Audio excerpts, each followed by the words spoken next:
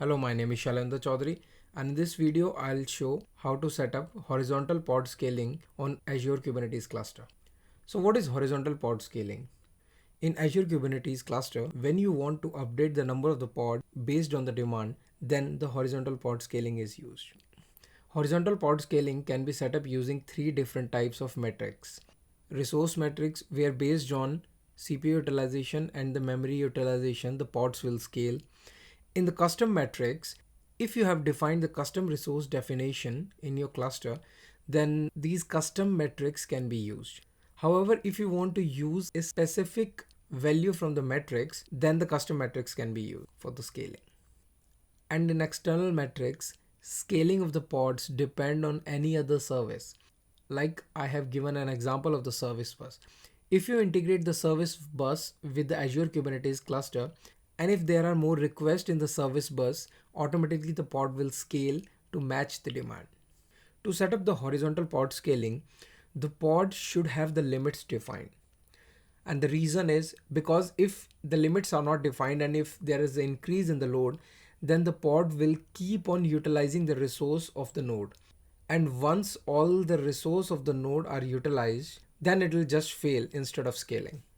So we have to define the limits for the pod so that it can use only specific amount of CPU or specific amount of memory, which I'll show you in the demo. I have jotted down the steps for setting up horizontal pod scaling. In the demo, first we'll create an image where some CPU intensive computation will be done. Then we'll create a deployment where the resource limit will be defined. Afterwards, pod scaling will be configured, and then the load will be generated using a busybox container. And finally, we'll see how the autoscaling works. Let's start the demo now. So this is an existing AKS demo cluster, which I have deployed in the previous videos. You can refer to those videos on how to deploy an AKS cluster as well as container registry. So I'm logged into the Cloud Shell. Let me run the kubectl get nodes. And there are two worker nodes in this cluster. To make it easy for you to follow all the steps, I have created a repo where I have provided all the required files, like the Docker file to create an image, index.php, because in this demo I am using PHP Apache image. As you can see, there is a for loop where it's doing the square root of x. Whenever this web page is hit, it will start running the for loop and the square root. So multiple requests will generate a lot of load. PHP Apache is a YAML file where the deployment details and the service details are mentioned. It's creating a PHP Apache deployment with replica 1, which means only one pod will be created. And the image, it's using the PHP Apache image from the Azure Container Registry. First, we have to generate an image, push it into container registry, and that image will be used while deploying. I have set up the CPU limit for the pod. The request is 100 MB, which means 100 MB will be provided to the application. And in case there is a more requirement, it can go up to 200 MB, which is the limit. Afterwards, on port 80, the service is created. Now Hpa File is for creating a horizontal pod autoscaler, where I have set up the target utilization as 20% and the minimum and maximum as 1 and 5. So that minimum is 1 pod should be running, and in case there is a huge demand, then it can go up to 5 pods.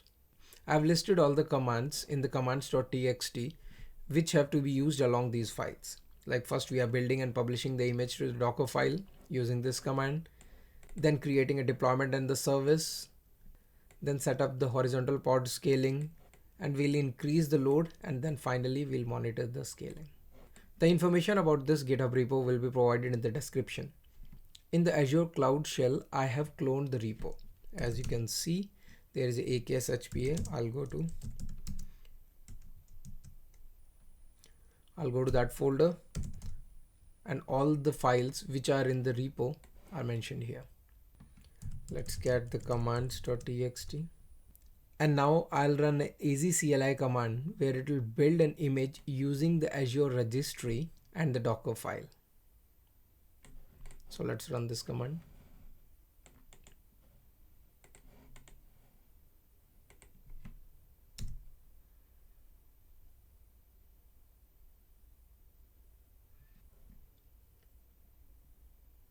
First, it's building the image locally, and then it will push to the Azure Container Registry. And here you can see it's successfully published. Let's go to Container Registry, repository, PHP Apache is the image. Now let's configure the deployment and the service. As you can see, it will create a deployment with the name PHP Apache and a service with the name PHP Apache. So let's run the kubectl apply. So now the deployment and the service are created. Let's check this. So PHP Apache deployment is running, which means pod should also be running. And a PHP Apache pod is running. Let's check the service. As you can see, cluster IP service is running. So let's check the next step. Now we'll create the horizontal pod scaling. So as you can see in the repo, the horizontal pod scaling will be configured for minimum replicas of 1 to maximum of 5. And the deployment is PHP Apache and the CPU utilization is 20% only.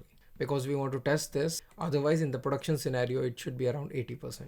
So this is using the YAML file. There is another way. You can directly run the kubectl autoscale command and provide all the values in the command line itself. So either way, it can be done. So let's use the YAML file. And as you can see, the horizontal pod autoscaler is configured. Let's check.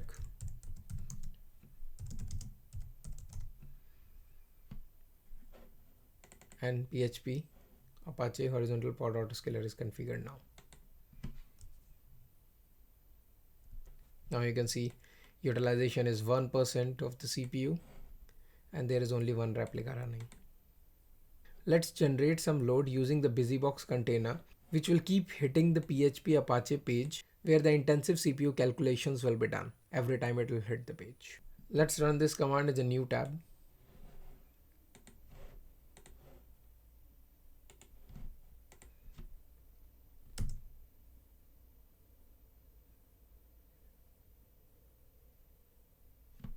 That means it's keep on running. Let's watch it.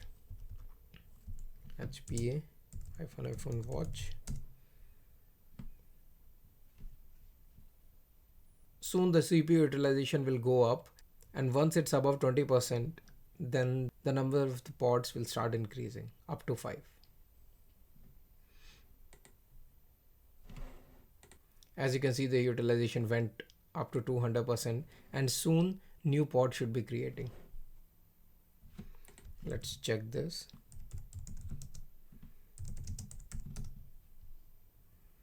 As you can see, the 5 pods have started. And if we'll check again the watch command, 4 replicas are there and it's 5 now. So the 5 pods are running for the PHP Apache. And for the auto scaling, we have defined the maximum number of pods to be 5. So it will stop here. The utilization is still high.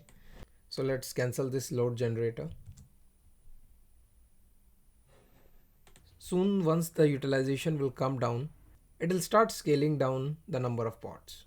I'll pause this video and I'll be back once the utilization is low. As you can see on your screen, it waited for around 10 minutes and then scaled down to 1 because the utilization was only 1%. So let's check the number of the pods now.